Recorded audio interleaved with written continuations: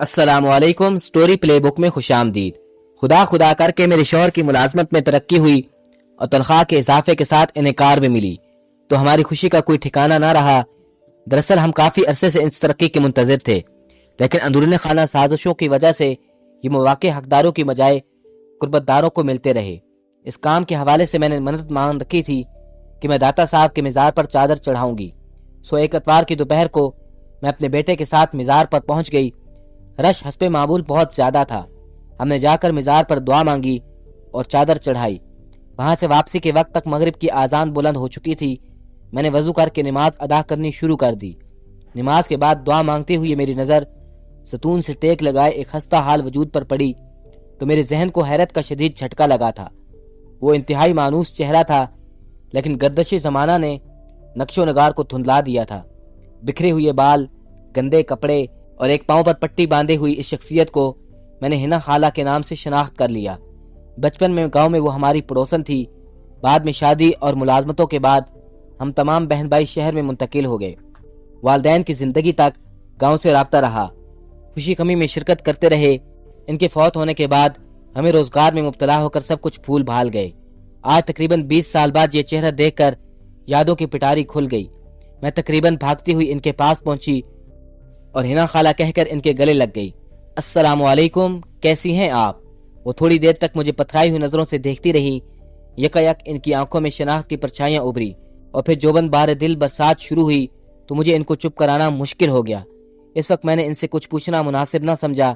इनका हुलिया चीख चीख कर सारा अहवाल सुना रहा था। मैं इनको बमुश्किल राजी करके अपने साथ घर ले आई। घर आकर मैंने इनको खिला पिलाकर बुखार की दवाई देने के बाद सुला दिया। मेरे शोहर भी मेरे चचाजाद और मेरे महल्लेदार होने की वजह से हिना खाला से वाकिफ थे। उन्होंने भी मेरे इस इकदाम को सराहा। अगले दिन सुबह शौहर को दफ्तर और बच्चों को स्कूल भेजने के बाद अपना और हिना खाला का नाश्ता लेकर इनके पास गई तो उन्होंने मुझे ढेरों दुआएं दी और फिर नाश्ते से फारिग होकर उन्होंने मुझे अपनी जो कहानी सुनाई वो मैं इन्हीं की ज़बानी आपको सुना रही हूँ। मैं खाते पीते जमादार घराने में आंख खोली। मेरा शुमार इन लोगों में होता था जो मुंह में सोने का चमचा लेकर पैदा होते हैं। चूंकि मैं शादी के 10 साल बाद बहुत मन्नतों और मुरादों से अपने वालिदैन की जिंदगी में बहार बनकर आई, मेरी पैदाइश पर जी भरकर खुशियां मनाई गईं। मुबारकबादों, मिठाइयों और दावतों का सिलसिला कई दिनों तक चलता रहा। गरीबों को सदका खैरात भी दिए गए। जब मेरी पहली सालगिरह आई तो वो बड़ी धूमधाम से मनाई गई। ये तमाम बातें मेरी वालदा ने मेरे बड़े होने के बाद बताई थी। मैं अपने वालिदैन की आंखों का तारा थी। वो हर वक्त मुझ पर दीवानावार निसार होते रहते और मेरी हर ख्वाहिश बिना कहे पूरी की जाती। जब मैं स्कूल जाने की उम्र को पहुंची तो मेरा दाखिला एक अच्छे स्कूल में करा दिया गया। ड्राइवर मुझे स्कूल छोड़ने और लेने जाता था। मेरे हमजमात मुझ पर रश्क करते थे। अपने खुदादाद जहानत की बिना पर मैं असातिज़ा की मंजूर नज़र थी। यूं हर क्लास में नुमाया कामयाबी हासिल करते हुए मैंने आला ग्रेड से मैट्रिक किया और शहर के कॉलेज में दाखिला ले लिया। अब वालदा को मेरी ब्याह की फिक्र लग चुकी थी। मेरे हुस्न की वजह से मेरे लिए रिश्तों की लाइन लगी हुई थी। वालदाइन ने नहायत देखभाल के बाद एक नहायत मुअज़्ज़ज़ फैमिली में मेरा रिश्ता तय कर दिया और बीए करते ही मुझे नहायत धूमधाम से पिया के संग रवाना कर दिया गया। ससुराल में भी मुझे बहुत इज्जत दी गई क्योंकि मैं इस घर की पहली बहू थी। इसलिए बड़े अरमानों और रस्मों के साथ मुझे ले जाया गया और बड़ी बहू का मकाम दिया गया। घर में खुशहाली का दौरा था। तमाम कामों के लिए मुलाजमीन थे, बस खड़े होकर इनकी निगरानी करना पड़ती थी। अपने वालिदैन की आला तरबियत की वजह से मैं हमेशा अपने बड़ों की इज्जत और बच्चों से प्यार के साथ पेश आती। मेरे ससुराल वालों ने भी मेरे अच्छे अखलाक की कदर की और मुझे हमेशा अपनी बेटी समझा। यूं खुशियों के झूले में झूलते हुए वक्त बिना पंख के तेजी से उड़ता गया और मेरे कदमों तले जन्नत आ गई। अल्लाह ने मुझे 2 बेटों आदिल और आमिर से नवाजा। अगरचे मेरे दिल में बेटी की शदीद ख्वाहिश थी, लेकिन फिर मेरी कोई औलाद पैदा न हुई तो मैंने खुद को अल्लाह की रजा में राजी कर लिया और तन मन धन से इनकी परवरिश में जत गई। इस अरसे में मेरे सास ससुर इस दुनिया से रवाना हो चुके थे। वक्त का पहिया घूमता रहा और मेरे बड़े बेटे आदिल ने आला तालीम हासिल करके एक मल्टीनेशनल कंपनी में मुलाजमत हासिल कर ली, जबकि छोटा बेटा आमिर अभी जेर तालीम था। अब मेरे दिल में आदिल के सर पर सहरा सजाने का अरमान अंगड़ाइयां ले रहा था। मुझे लगता था कि इस तरह मेरी बेटी की आरज़ू भी पूरी हो जाएगी। हमने आदिल की शादी इसकी पसंद से इसकी क्लास फेलो समीना से कर दी। मेरा इरादा तो अपनी सहेली की बेटी को बहू बनाने का था, लेकिन मेरे शौहर मेरे बेटे के हमनवा थे। इनके बकौल जिंदगी बच्चों ने गुजारनी है, लिहाजा इनकी पसंद को अहमियत देनी चाहिए। बहुत धूमधाम और अरमानों से हमने समीना को ब्याह कर ले आए। मैं खुशी से फूले ना समा रही थी। यूं लग रहा था कि मेरे घर में बेटी आ गई। इब्तदाई दिन तो दावतों और घूमने फिरने में गुजर गए। बहू के बहुत चार चौंचले किए और 1 महीने तक इसे किसी काम को हाथ ना लगाने दिया। तब तक समीना भी निहायत खुश अखलाकी और मोहब्बत का मुजाहरा करती रही। लेकिन जब आदिल ने ड्यूटी पर जाना शुरू किया तो मैंने भी बहू को खीर में हाथ डलवा के तमाम रिश्तेदारों की दावत की। मेरे ख्याल था कि समीना घर में मेरे साथ मिलजुल कर काम करेगी तो एक रौनक हो जाएगी, लेकिन वो सारा दिन अपने कमरे में रहती और शाम को आदिल की आमद पर बन ठन कर इसके साथ घूमने चली जाती। घर की तमाम जिम्मेदारियां मुझ पर थी, लेकिन उम्र के साथ कुछ अमराज का शिकार होकर मैं अब काम काज में दिक्कत महसूस करती थी।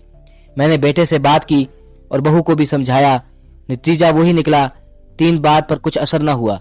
बड़ी मुश्किल से समीना कमरे से थोड़ी देर के लिए बाहर आती और निहायत खामोशी से सिर्फ अपना काम निपटा कर फौरन वापस चली जाती। इन्हीं दिनों समीना को मां बनने की खुशखबरी मिली तो घर में खुशी की लहर दौड़ गई। लेकिन अब तो इसका रवैया और भी बदल गया। तमाम वक्त वो अपने कमरे में रहती।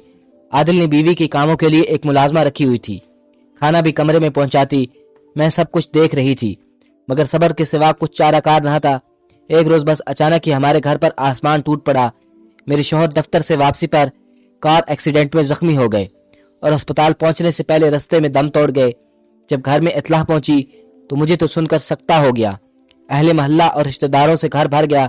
सब ने मिलजुल कर इन्हें आखिरी आरामगाह तक पहुंचा दिया। दिनों नहीं बल्कि महीनों तक सदमे ने मेरे हवास गुम कर रखे थे, लेकिन वक्त हर जख्म का मरहम है। इद्दत के बाद जब मैंने घर के मामलात में दिलचस्पी लेना शुरू की तो घर के तौर तरीके ही तब्दील हो चुके थे। समीना हर चीज पर काबिज हो चुकी थी। आदिल बीवी की आंखों से देखता और इसी के कानों से सुनता था। आमिर इन हालात से बहुत परेशान था, लेकिन मुझे परेशानी से बचाने के लिए खामोश रहता। वह भी ज़ेरे तालीम था, लिहाजा शौहर के इंतकाल के बाद आदिल पर घरेलू अखराजात का भी बोझ बढ़ गया। अब तो इसका मिजाज हर वक्त सवा नेज़े पर रहता और इससे बात करने के लिए भी हिम्मत जतानी पड़ती थी। समीना को इसकी वालदा बच्चे की पैदाइश के लिए अपने साथ ले गई तो आदिल का भी ज्यादातर वक्त वहीं गुजरने लगा। बच्चे की पैदाइश पर मैंने तमाम गिले शिकवे भुलाकर देखने बहू के मेके गई, जहां मेरे साथ ऐसा सलूक हुआ कि मैंने वहां दोबारा जाने से तौबा कर ली। आदिल कभी कभार खड़े खड़े 2 घड़ी के लिए घर आता, फिर इसने एक दिन निहायत सपाट लहजे में मुझे बताया कि इसे दुबई में मुलाजमत मिल गई है और वो बीवी और बच्चे के हमरा 1 हफ्ते बाद वहां जा रहा है। मैं तो ये सुनकर दंग रह गई और मेरी आंखों से आंसुओं की छड़ी लग गई, लेकिन वो झूठी तसल्ली और दिलासे देकर बैरूनी मुल्क रवाना हो गया। आमिर की तालीम मुकम्मल होने में अभी 2 साल थे। हमने घर का एक पोर्शन किराए पर लगा दिया और बाकी जमा पूंजी लगाकर अपने अखराजात पूरे करते रहे। आदिल कभी कभार दुबई से फोन कर लेता, बाद में वो सिलसिला भी खत्म हो गया। इन गुजरे बरसों में मेरे माँ बाप भी अबरी सफर पर रवाना हो गए, इसलिए अब मैं बहुत तन्हाई महसूस करती थी। आखिरकार खुदा खुदा करके आमिर की तालीम मुकम्मल हुई और इसे फौरन ही एक बहुत अच्छी फर्म में मुलाजमत भी मिल गई। यूं हमारी जिंदगी में कुछ ठहराव आ गया। अब आमिर दिन भर ड्यूटी पर होता और मैं घर में अकेली फिरती। वो भी शादी के लिए राजी नहीं था, लेकिन मैं अपनी जिंदगी में इसके फर्ज से सबकदोश होना चाहती थी, इसलिए मेरे इसरार पर वो मान गया। आमिर ने मुझे मुकम्मल इख्तियार दिया कि मैं अपनी पसंद की बहू मुंतखब करूं। गैरों को तो मैंने पहले ही आजमा चुकी थी, लेकिन इस बार मैंने अपनों में शादी करने का सोचा। क्यों उनकी मिसल मशहूर है कि अपना मारेगा तो छांव में डालेगा। अब कुरा फाल मेरे शौहर की भतीजी महक के नाम निकली। वो आला तालीम याफ्ता थी और मुलाजमत भी करती थी। दोनों घर की बाहमी रजामंदी से एक सादा सी तकरीब में इसे मंगनी की अंगूठी पहनाकर 2 माह बाद होने वाली शादी की तैयारियां शुरू कर दी गईं और वो 2 माह इतनी तेजी से गुजर गए कि पता ही ना चला। फिर एक खूबसूरत शाम को महक दुल्हन बनकर हमारे सोने घर में आ गई। आदिल ने छुट्टी ना मिलने का उज़र पेश करके शादी में शिरकत से मुआजरत कर ली। काफी दिनों तक दावतों में घूमते फिरने का सिलसिला चलता रहा और फिर अपनी ऑफिस की छुट्टी खत्म होने के बाद आमिर एक सुबह ऑफिस जाने के लिए तैयार हुआ। तब महक भी भरपूर तैयारी के साथ इसके हमरा जाने के लिए खड़ी थी, जबकि मुझे हैरत का शदीद झटका लगा, क्योंकि ये बात शादी से पहले ही तय हो चुकी थी कि वो मुलाजमत को खैराबाद कह देगी। आमिर ने बताया कि एक जरूरी प्रोजेक्ट की वजह से महक फौरी तौर पर अपनी जॉब से इस्तीफा नहीं दे सकती, लेकिन इस प्रोजेक्ट की तकमील के बाद वो आज़ाद हो जाएगी। दोनों ने नाश्ता किया और हंसते मुस्कुराते मुझे खुदा हाफिज कहकर रवाना हो गए। अब फिर मैं थी और मेरी तन्हाई और तमाम घर की जिम्मेदारी। अब तक जिंदगी की तलखियों परेशानियों में मुझे शुगर और ब्लड प्रेशर का तोहफा दे दिया था। मैं दवाइयां खाकर चकराते सर के साथ घरेलू जिम्मेदारियां निभाती। इस दौरान मैं आमिर से भी जब महक के ऑफिस की बात करती तो वो इधर उधर की बातों में टाल जाता, और फिर जब बहू से बात की तो उसने निहायत सदमेरी से जवाब दिया कि एक बंदे की तनख्वाह से घर के अखराजात पूरे नहीं हो सकते, इसलिए वो आमिर की मदद के लिए मुलाजमत कर रही है। ورنہ اسے کوئی شوق نہیں۔ مجھے یہ بھی جتا دیا کہ میری بیماری اور علاج کا بوجھ بھی بیٹے اور بہو دونوں مل کر ہی اٹھایا ہوا ہے۔ اس کے بعد تو میں نے صبر، شکر اور زبان بندی کو اپنا تیرا بنا لیا۔ اسی دوران مہک امید سے ہو گئی، لیکن اس نے اپنی جاب جاری رکھی۔ اب رفتہ رفتہ طبیعت کی خرابی اور ملازمت کی مصروفیات نے مہک کی زبان میں تلخی اور کرواہٹ پڑنا شروع کر دی۔ معمولی سی بات اور ناگواری پر وہ مجھے زبان کی تیروں پر زخمی کرتی۔ عامر بھی یہ سب دیکھتا، لیکن شاید مہک کی صحت کے مد نظر خاموش رہتا۔ خدا خدا کر کے یہ وقت گزرا اور ایک گول مٹول پیاری سی گڑیا مریم نے ہمارے گھر کی رونق بڑھا دی۔ مجھے یہ ننھی پری اپنی جان سے بڑھ کر عزیز تھی۔ میں نے اس موقع پر اپنی ہمت سے بڑھ کر مہک کا ساتھ دیا اور اس پر مہک کافی شکر گزار بھی ہوئی۔ 3 ماہ بعد مہک نے میری توقع کے برخلاف دوبارہ آفس جوائن کر لیا اور یوں ننھی گڑیا مریم میری ذمہ داری بن گئی۔ اب سارا دن اس کے فیڈر بنانے، سلانے اور بہلانے میں نکل جاتا۔ یہ ذمہ داری میری طاقت اور طبیعت سے زیادہ تھی، لیکن عامر اپنی اولاد کو کسی غیر کے حوالے نہیں کرنا چاہتا تھا، سو اس نے میری مدد کے لیے ایک ملازمہ رکھ دی جو صبح کے وقت آ کر گھر کے تمام کام نپٹا کر چلی جاتی۔ باقی سارا دن میں تنہا بچی کی دیکھ بھال کرتی۔ مگر اب میری صحت تیزی سے گرتی جا رہی تھی اور میں مشکل اس ذمہ داری کو نبھا رہی تھی۔ ایک روز ملازمہ اپنا کام ختم کر کے جا چکی تھی۔ اس دن میری شوگر سادہ ہو گئی تھی، اس لیے مجھے چکر آ رہے تھے۔ مریم کی طبیعت بھی کچھ ٹھیک نہیں تھی، وہ چڑچڑی ہو کر مسلسل رو رہی تھی۔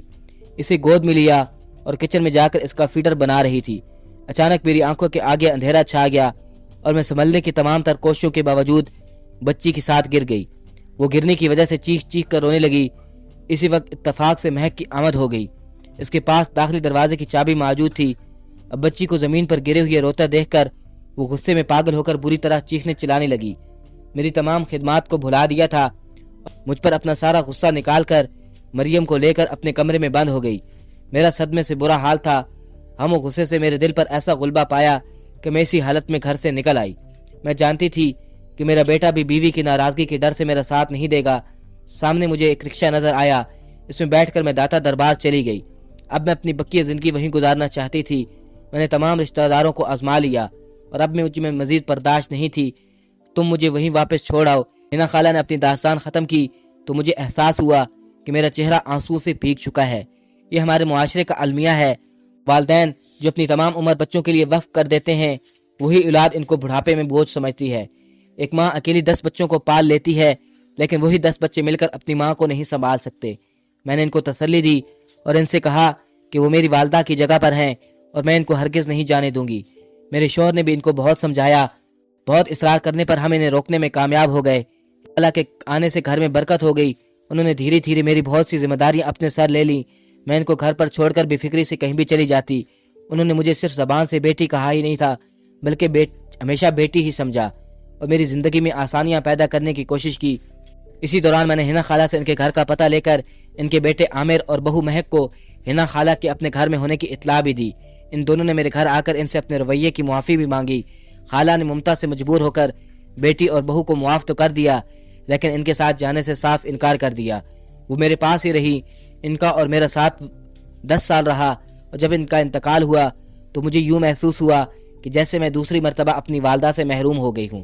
یہ حقیقت ہے کہ انسان کی زندگی، وقت اور حالات کا کچھ پتہ نہیں چلتا کہ وہ کب پلٹ جائے۔